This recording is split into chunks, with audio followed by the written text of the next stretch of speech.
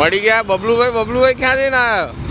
Gym જઈને આવ્યો? ઓ ભાઈ આવી ગયા બબલુભાઈ ક્યાં જઈને આવ્યા તમે? ક્યાં ગયા હતા? જીમ? ઓ ભાઈ આ રીતે જીમ ગાડી લઈને ગાડીમાં ધમક ચાલુ જ છે. કેમ ભૂખ લાગી તે ખવડાવી દઉં હું? ના નીકળી ગયા મોહન સ્મિથ. દેવ આવ્યો છે ઓફિસે. દેવભાઈ આવે છે બ્લોગ બનાવવા. એને પોડકાસ્ટ શૂટ કરવાની હતી જે અમારે શનિવાર કરવાની હતી પણ એક બે કારણોસર ના કરી કે હવે આજે કરવાની છે. જઈએ મોહન સ્મિથ. દેવ આવી ગયો છે ઓલરેડી અંદર. જોઈએ શું થાય. આવી ગયા દેવભાઈ. સેટઅપ ને બધું લઈને માઇક ને બાઇક બધું લઈને પહોંચી જ જજો ભાઈ. એસી કર દો વાંધો એસી ના કરે બીજા હેડફોન લાવો. કેમ? ચાલો નમસ્કાર સત શ્રી અકાલ આદાબ. કેમ છો? કેરો હાલ? કેમ નાચો ગાઈસ? અમે આવી ગયા છે આજે પોડકાસ્ટ શૂટ કરવા. દેવભાઈ બધો સેટઅપ ને વેટઅપ જોઈ શકો છો લગાવી દીધું છે. અહીંયા એ ચેક કરે છે. મને અહીંયા લગાવી દીધું માઇક ને અમારી જોડે સપોર્ટરમાં છે સ્મિતભાઈ. યા સ્પોટ દાદા પ્લીઝ ચેક કરો. ઓકે હલો 1 2 3 લે દેવ શેના બારામાં શૂટ કરવાની જેવું કંઈ ભાઈ? 1 સેકન્ડના ઉપર શૂટ કરવાની. મોટિવેશનલ પોડકાસ્ટ અમે અમારી જ ઓફિસમાં અંદરના રૂમમાં રહી ગયા રણવીર અલાહાબાદીયા હું અને આ કંઈક લગાવી દીધું છે રેશમનું પત્તું. જોઈએ હવે શું કરે. અરે રેવા અલે hello 1 2 3 4 5 6 7 8 9 10 11 okay. hello mic testing hello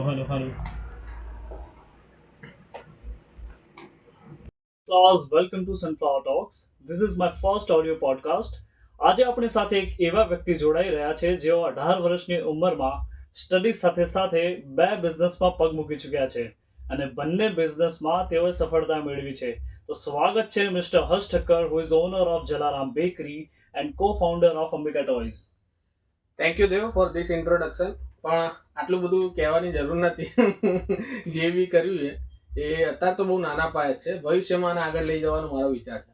બરોબર હર્ષભાઈ. સ્વાગત છે હર્ષભાઈ તમારું. થેન્ક તો યુ. હર્ષભાઈ તમારી અત્યારે હાલમાં ઉંમર કેટલી? મારી હાલમાં ઉંમર અત્યારે 21 વર્ષ છે. બરોબર. તો 18 વર્ષની ઉંમરે હમ જ્યારે લોકો ભણવાનું વિચારતા હોય, હમ. કોલેજ કરવાનું વિચારતા હોય હમ. કે સારા કોર્સ કરવાનું વિચારતા હોય, હમ. એ સમયે તમને બિઝનેસનો આઈડિયા ક્યાંથી આવ્યો? બિઝનેસમાં એવું છે દેવભાઈ કે નાનપણથી કે કેવું હતું કંઈક કરી બતાવવાનો કીડો હતો અને જે રીતે બધાને દોતો હતો એ રીતે એક ગુજરાતી પર્સન છે એના લોહીમાં જ ધંધો હોય તો બસ મારે એ જ હતું. નાનપણથી ફેમિલીમાં રહ્યા અને જોયું બધાને બિઝનેસ કરતા તો જોયું કે આપણે બી કંઈ બિઝનેસ કરવો જોઈએ કે આપણે પોતાનું કંઈક ઓન કરવું જોઈએ, સ્ટાર્ટઅપ કરવું જોઈએ. તો એ જ રીતે બસ આ વિચાર્યું અને થઈ ગયું. બીજું કશું આમાં. હવે તમે એમ બતાવો કે તમે કોલેજમાં ક્યાં સુધી ભણતર કર્યું છે? કોલેજમાં મેં મારા બીકોમ 3rd યર કમ્પ્લીટ કર્યું છે, ગ્રેજ્યુએશન. અચ્છા, ગ્રેજ્યુએશન તમે કર્યું. હા. એટલે એવું બની શકે કે ક્યાંક તમે કોમર્સ ભણતા પણ તમને ધંધાનો વિચાર ના, આવ્યો. કોમર્સ ભણતા નહીં. મેં ધંધામાં પગ મૂક્યો મારા 10માના વેકેશનમાં. 10માના વેકેશન હતું ત્યારે હું એક પેઇન્ટ શોપમાં જતો હતો એઝ અ વર્કર અને શીખવા માટે. તે પછી 11મા 12માંથી મેં મારી ખુદની નાસ્તાની લારી ચાલુ કરી અને 12મા એન્ડિંગ ધોરણ જ્યારે હતું અને કોલેજનું 9 વર્ષ સ્ટાર્ટઅપ હતું ત્યારે મેં મારી બેકરી ચાલુ કરી, જે કેક શોપ જે હું ઓન કરું છું એ. અને એ 2 વર્ષ ચલાવી અને પછી મને એવું થયું કે ટોય શોપનું ચાલુ કરવું જોઈએ તો તે બાદ મેં ટોય શોપ ચાલુ કરી. બરોબર હર્ષભાઈ. એટલે હર્ષભાઈ આમાં એવું કે બેકરીના ઓનર 18 વર્ષની ઉંમરે, હા. એટલે આ બેકરી બનાવવા પાછળનો હેતુ શું? હેતુ એ હતો કે હેતુ મારા સિસ્ટરનું નામ છે, એનું નિકનેમ. એટલે એને કેક બહુ ભાવતા હતા. એટલે જ્યારે બી એને કેક ખાવાની ક્રેવિંગ કે કંઈક થતું ત્યારે મારે બહાર બેકરીમાં લેવા જવું પડતું. અને હું જ અત્યારે જ્યાં હાલમાં જ્યાં રહું છું ત્યાં આજુબાજુના 5 ગામડાઓમાં એક બી બેકરી નથી. તો બસ મેં પહેલાં 6 થી 7 મહિના નિરીક્ષણ કર્યું અને તે બાદ મેં વિચાર્યું કે ભાઈ મારે ખુદની બેકરી બી હોવી જોઈએ કેમ કે 100 ઘરમાંથી એક ઘર મારું હતું અને મને જે રીતે અગવડ પડતી હતી મને એવું લાગ્યું કે બાકીના 99 જણાને બી અગવડ પડે છે. તો બસ એ જ વિચાર કરી અને અમે બેકરી સ્ટાર્ટઅપ કરીને આજે એ બેકરીને બી 2.5 થી 3 વર્ષ થઈ ગયા છે. બરોબર. એટલે આ જનરેશનમાં એવું થઈ ગયું છે કે કોઈનો બર્થડે હોય કે એનિવર્સરી હોય કે કંઈ પણ હોય, કેક લાવવું એ બહુ મેન્ડેટરી થઈ ગયું બહુ છે. એટલે બહુ ભાઈ, નવું સાધન લાયા, કેક લાયા, બર્થડે છે કેક લાયા, છોકરું આવ્યું કેક લાયા, સગાઈ છે કેક લાયા, મેરેજ છે કેક લાયા. આ તો બસ ખાલી અમુક જ ફંક્શનમાં બાકી છે, બાકી કેક મેન્ડેટરી થઈ ગઈ છે બધી વસ્તુઓ. બરોબર. એટલે કેક લાવવું મેન્ડેટરી થઈ ગયું છે. અને તમે જેમ કહ્યું હોય કે તમે જે વિસ્તારમાં રહો છો, તમે કયા વિસ્તારમાં રહો છો હર્ષભાઈ? હું અત્યારે મણિપુર રહું છું, જે સંસ્કારધામ સ્કૂલ ઇન્ટરનેશનલ છે ને એની સામે, ગોધાવી પહેલા અને ઘુમા પછી વચ્ચેનું સેન્ટરમાં જે આવે છે ને મણિપુર, ત્યાં તમારી શોપ છે. ત્યાં મારી શોપ છે, પદ્માવતી રેસિડેન્સી 6 નંબરમાં. તો હર્ષભાઈ, શોપ કેવી ચાલે છે અને અત્યારે તમે શોપને કેવી રીતે ધ્યાન આપો છો? શોપને એમાં એવું છે કે બધી જગ્યાએ પહોંચી તો હું વળતો નથી, એટલે અહીંયા જે આપણે ટોયઝનું ચાલુ કર્યું ને, મારું ફોકસ અત્યારે એમાં વધારે છે, કેમ કે એ નવું સ્ટાર્ટઅપ છે. અને ત્યાં કેક શોપ માટે કેવું છે, ત્યાં મારી ફેમિલી નજીકમાં જ રહે છે અને બીજા 1-2 માણસ રાખ્યા છે. તો એ માણસ રન કરે છે ને નિરીક્ષણ રાખવા માટે મારા ફાધર કે મધર અવારનવાર ત્યાં જતા હોય છે. અને હું રાત્રે 9:30-10 વાગે જ્યારે બી છૂટું, મારો એક નિયમ છે કે હું અહીંયાથી બી ગમે ત્યારથી હું ફ્રી પડીને કામમાંથી જ્યારે હું બેકરીએ જઉં, ત્યારે મારો પ્રયત્ન એ હોય કે એક વખત હું સવારથી સાંજનો ધંધો જોઉં, શું માલ ખૂટે છે એ જોઉં, શું માલ નોંધાવ છે એ જોઉં. એટલે મારો એમાં પૂરતો ધ્યાન છે કે એક બી દાડો હું એમાં ધ્યાન નથી હાલતો એવું બનતું નથી. બરોબર હર્ષભાઈ. આ તો દર્શક મિત્રોને જણાવી દેવું કે અત્યારે અમે હર્ષભાઈના ત્યાં જ એમની ટોય શોપમાં બેઠા છીએ. તો હર્ષભાઈ, આ આટલી મોટી toy shop, I guess Bhopal એરિયાની સૌથી મોટી ટોય શોપ છે. આના વિશે થોડું જણાવો. પાર્ટનર કોણ છે, કેમની ચાલુ કરી અને કોનો સપોર્ટ છે, શું ચાલે છે, શું નહીં, ઓનલાઈન આ તે બધું હું એક એક કરીને પૂછીશ, ચાલુ કરીશ. બરોબર. તો ટોય શોપમાં એવું છે કે બોપલ એરિયામાં આટલી મોટી ટોય શોપ જેમ કોઈની નથી. તમે કીધું કે હોલસેલના ભાવે અમે જે આલીએ છીએ ને, એવી કોઈની આલવાની તાકાત નથી કે જે વસ્તુ બહાર 10,000માં મળે એ જ સેમ વસ્તુ અમે અહીંયા 7,000માં 6,000માં આલી દઈએ. તો બસ આપણો એક અલગ પહેલ કરવાનો વિચાર હતો કે સસ્તા ભાવમાં સારી વસ્તુ મળે, એવો મારો ટ્રાય હતો. બરોબર હર્ષભાઈ. હવે એમ જણાવો કે ટોય શોપમાં તમે ટોયસ સાથે સાથે શું શું વેચો છો? બીકોઝ અહીંયા ઘણી બધી વસ્તુ એવી દેખાઈ રહી છે કે જે ખાલી ટોયઝમાં નથી કાઉન્ટ થતી.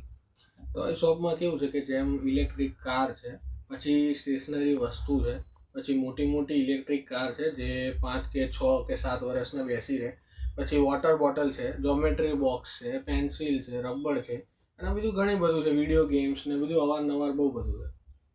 અને મેન અમારો પ્રપોઝ જે નામ છે અંબિકા ટોયઝ એન્ડ ડ્રોન, એમાં અમે ડ્રોનની એક અલગ પહેલ કરી છે કે આખા બોપલ વિસ્તારમાં, કદાચ આઉટ ઓફ સ્ટેટમાં ડ્રોન આસાનીથી મળી રહે, પણ આપણા બોપલ વિસ્તારમાં ડ્રોન મળવા સસ્તા ભાવે બહુ અઘરા છે. તો આપણે ડ્રોનને માટે અલગ પહેલ કરી કે ડ્રોન આપણા ત્યાં જે હોય છે એ બીજાને ત્યાં હોય, પણ આપણા ભાવમાં જે આપણે આલીએ છીએ ને એ બીજા લોકો આલી નથી શકતા. બરોબર. એટલે આ જે ડ્રોનનું તમે કીધું, ડ્રોન તમારી પાસે કયા પ્રકારના છે અને કેવા છે અને તે કેટલા બજેટમાં એમાં મળી 10 થી 15 વેરાયટી છે, કદાચ મને પોતે નહીં યાદ હોય. E88, EVO, E99, E99, A Max, Y3, M3, પછી કેમેરા વાળું ને બધું અલગ વસ્તુઓ છે કે જે પ્રોફેશનલ અને પર્સનલ યુઝ માટે લઈ જઈ શકાય. ખાસા બધા લઈ થાય, YT3 Max, Y Max, બધી બહુ વેરાયટીઓ. હા, એટલે તમે કીધું એમ કે પર્સનલ યુઝ માટે પણ યુઝ થાય અને પ્રોફેશનલ લેવલે પણ યુઝ થાય. તો હર્ષભાઈ, અંબિકા ટોયઝ છે તેના વિશે દેવી પડે. પછી એ મારે અઠવાડિયું એને રાખી મૂકી અને હું મારા કસ્ટમર પ્રત્યે રિસ્ક ના લઈ શકું, કેમ કે એમાં ફૂગ વળી જાય અને બ્રેડથી બને છે, એટલે ઘણા બધા એમાં કારણો આવે છે.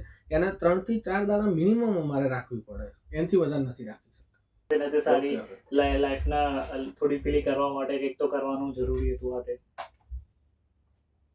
તો હર્ષભાઈ, મારું કેવું એમ છે કે જેમ તમે કીધું કે રિસ્ક હે તો ઇશ્ક હે, બરાબર? કે રિસ્ક લઈશું તો જ ધંધો થશે. પણ તમે ક્યારે એવું ના વિચાર્યું કે આ વસ્તુઓ કરતા ક્યાંક તમને નિષ્ફળતા મળશે અને તમને હેરાનગતિ અનુભવવાનું થશે, તો તમે શું કરશો? એ પણ ચલો જોવા જેવી વસ્તુ છે કે નાની ઉંમરમાં આ વસ્તુ થાય તો માણસ ગભરાઈ જાય. જેમ કે હું મારી જ વાત કરું કે હું 12th પછી એ પણ ડિસાઇડ નતો કરી શકો કે મારે કઈ ડિગ્રી લેવી, તો તમે આટલું મોટું ડિસિઝન કેમનું લઈ લીધું? આવા કેવું, કોઈ બી એક સિક્કો હોય ને એની 2 પહેલું હોય.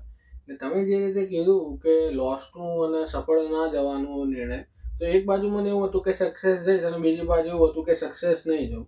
પણ કેવું હતું કે સિક્કો ઉછળે એટલે એ ગમે તે એક જ બાજુ પડે ને ગમે તે એક જ છાપ દેખાડે. મેં મારા મનનો સિક્કો ઉછાળ્યો અને મને જે હેડ ને ટેલ્સ આવે એની જગ્યાએ મારે આવ્યું સફળતા. એટલે મેં આગળ કશું બીજું વિચાર્યું નહીં.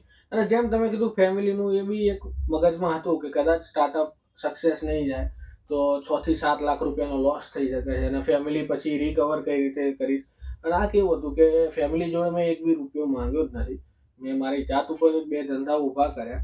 અને મેં જેમ કે તમને હમણાં ખબર જ હશે કે હજુ આપણે મહિનો બી નહીં થયો બિઝનેસ ચાલુ કરે. આપણે કેકનો 2 થી 2.5 વર્ષ થયા, ટોયઝનો ચાલુ કરે વર્ષ થયું. અને અત્યારે હમણાં મહિના પહેલા આપણે સેલ ફોન જે આપણી મહેનતથી ગમે તે ગાડી લીધી, પણ ગાડી લઈ લીધી છે એ તમને ખબર છે કે બસ આપણે એવું જ હતું કે કંઈક કરી બતાવવાનું છે. હજુ બી મારો આવનારા 2 વર્ષમાં પ્રયત્ન એ જ રહેશે કે હું 2 થી 3 મારી કેક શોપ અલગ અલગ જગ્યામાં ઓન કરું અને બીજું એક ઘર લેવાનો વિચાર છે. બસ આ જ કરવાનો વિચાર છે. બરોબર. તો હર્ષભાઈ, ટોય શોપ જે છે તમારી, હા, ટોય શોપને આગળ વધારવા હવે તમે શું કરશો? ટોય શોપને આગળ વધારવા માટે મારો એવો વિચાર છે કે જેમ કે અમે બેકરી અલગ અલગ જગ્યાએ ખોલવાની વાત કરી એ રીતે મારો પ્રયત્ન એ જ છે કે ટોય શોપની ફ્રેન્ચાઇઝી અમે હવે થોડાક જ ટાઈમમાં આઉટલેટ અમે રેડી કરી રહ્યા છે કે એમાં અલગ અલગ પ્રકાર હશે. 5 લાખ, 7 લાખ, 12 લાખ, 15 લાખ અને આવા અમારા પેકેજો છે જેથી કરીને અમે A to Z માલ એ ફ્રેન્ચાઇઝી જે અમારી ઓન કરશે એને પ્રોવાઈડ કરશું અહીંયા. બરોબર બરોબર. ટોય શોપ જે છે તમારી, તમે કીધું કે અમે રિઝનેબલ ભાવે વેચીએ છીએ. ખૂબ જ સસ્તામાં વસ્તુ આવી રહ્યા છે. તો ગ્રાહકના એ જ ઓછા પૈસામાં એ જ વસ્તુ કે જે ગ્રાહક વધારે પૈસા આલીને બાય કરે છે. તો બસ ગ્રાહકને એક ફાયદા માટેની જ વાત હતી અને આપણે પહેલ કરી છે. બરોબર બરોબર. તો હર્ષભાઈ, તમે એમ કીધું કે ગ્રાહક માટે થઈને આ બધું કર્યું છે તમે, સસ્તા ભાવે આ ટોયસ તમે પ્રોવાઈડ કરો છો અમદાવાદમાં. તો તમારા કસ્ટમર્સ અમદાવાદમાં ક્યાંથી તમારે ત્યાં આવે છે? અમદાવાદમાં તો અમારા કસ્ટમર આવે જ છે, પણ જેમ કે તમને ખબર છે કે આપણે તમિલનાડુ, રાજસ્થાન, ઓડિશા, યુટી અને જ્યાંથી અમે પોતે માલ લાવીએ છીએ તે મુંબઈ છે. અને મુંબઈથી જ અમારા 15% ગ્રાહકો છે કે જે અમારાથી ઓનલાઈન બિઝનેસ કરી અને અમારી વસ્તુ અહીંયાથી મુંબઈ પાર્સલ જાય છે. બરોબર બરોબર. તો હર્ષભાઈ, જેમ તમે કીધું કે હવે ફ્રેન્ચાઇઝી રેડી કરવાના છો તમે અંબિકા ટોયઝની, તો અંબિકા ટોયઝની આ ફ્રેન્ચાઇઝી હશે કેવી રીતે અવેલેબલ? માણસે 15 થી 20 રીટેક લઈ લીધા અને મારી મજા લે છે કે મેં કોઈ દાવ કરેલું નથી. ફર્સ્ટ ટાઈમ પોડકાસ્ટ શૂટ કરીએ છીએ અને એના કારણે મારી મજા લે છે. પણ કંઈ વાંધો નહીં ભાઈ, જલ્દી બહુ દિવસ આવશે કે જ્યારે તું જ પોડકાસ્ટ લઈ અને ત્યારે માહોલ કંઈક અલગ હશે, નજારો કંઈક અલગ હશે.